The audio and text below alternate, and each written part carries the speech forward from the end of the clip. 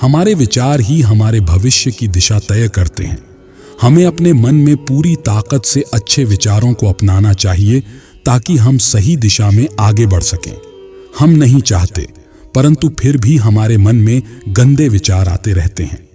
आप तो समझ ही गए होंगे कि मैं किस तरह के विचारों की बात कर रहा हूं। मन हमारा सबसे बड़ा मित्र है और मन की हमारा सबसे बड़ा शत्रु भी है।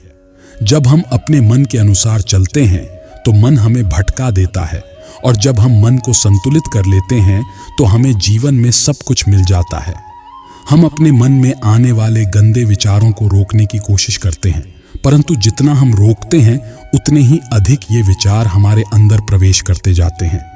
आप किसी चीज से जितना दूर भागेंगे वह चीज उतना ही ज्यादा आपके पास आएगी।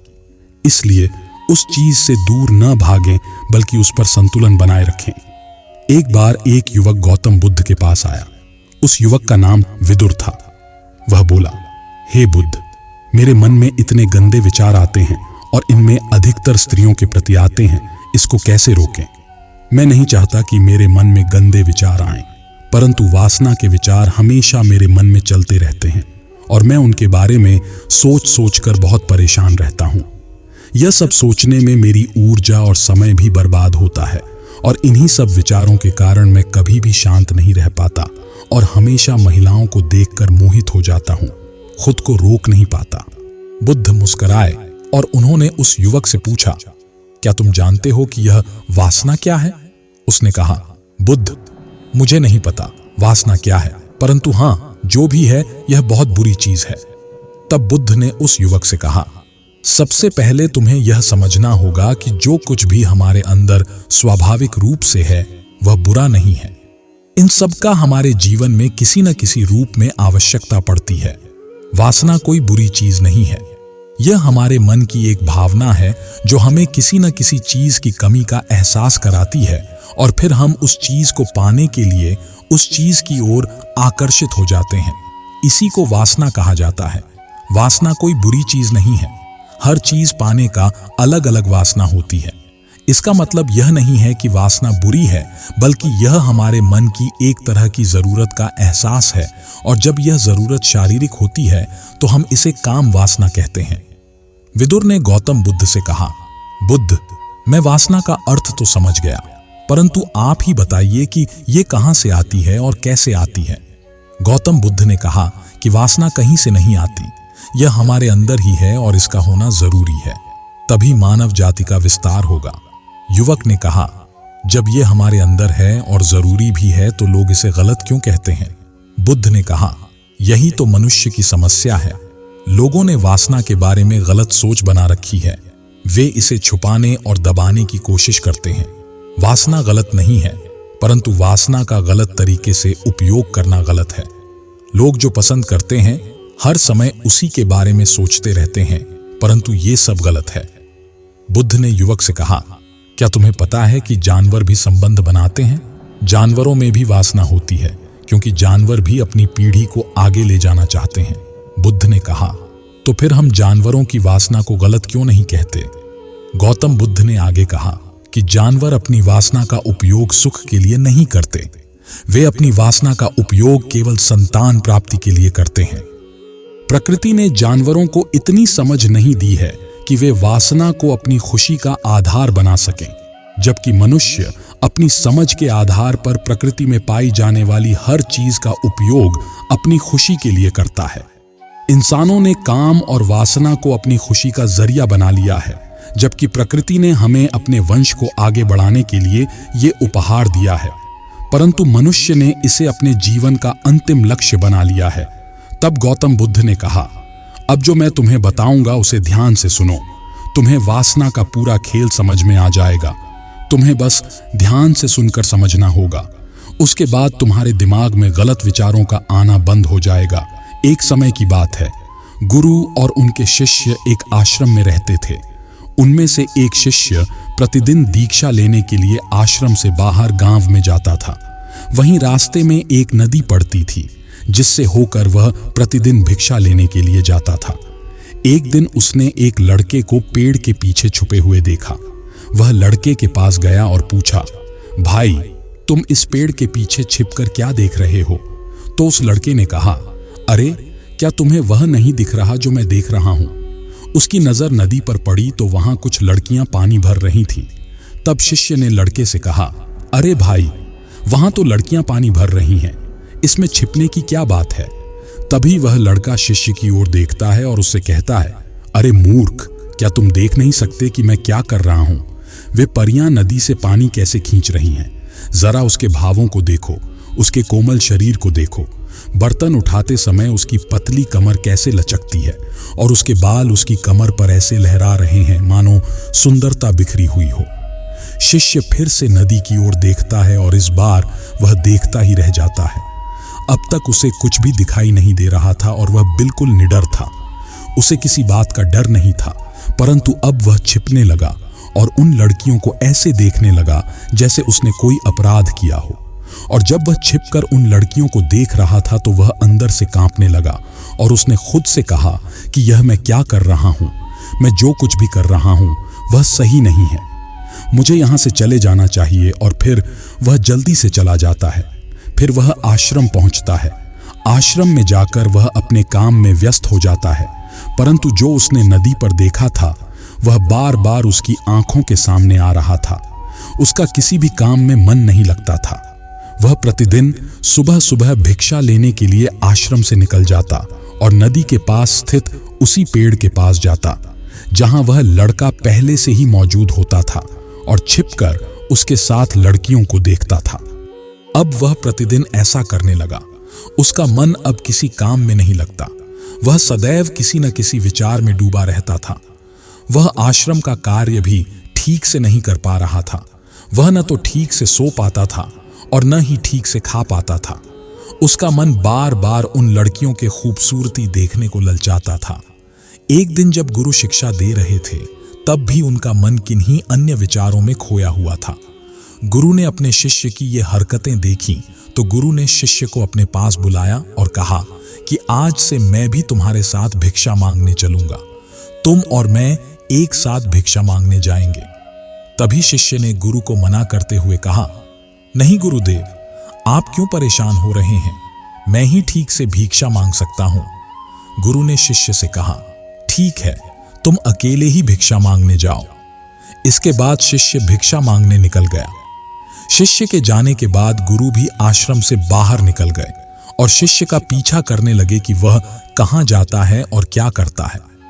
थोड़ी दूर जाने पर गुरु ने देखा कि उनका शिष्य एक अपराधी की तरह एक लड़के के साथ पेड़ के पीछे छिपा हुआ है और छिपकर कुछ देख रहा है। गुरु भी अपने शिष्य के पीछे यह देखने के लिए खड़े हो गए कि उनका शिष्य क्या देख रहा है, जिसके लिए वह अपराधियों की तरह पेड़ के पीछे छिपा हुआ है। गुरु ने देखा कि उनका शिष्य पेड़ के पीछे छिपकर उन लड़कियों को देख रहा है जो नदी से पानी ले रही थी। तब गुरु ने शिष्य से कहा, लड़कियों से भी भिक्षा मांग कर लाओ। गुरु की आवाज सुनकर शिष्य घबरा गया और उसे पसीना आने लगा। वह कुछ भी बोल नहीं पा रहा था। शिष्य के साथ जो लड़का था वह भाग गया, जिससे शिष्य और भी घबरा गया। उसके मुंह से केवल कुछ टूटे फूटे शब्द ही निकल रहे थे।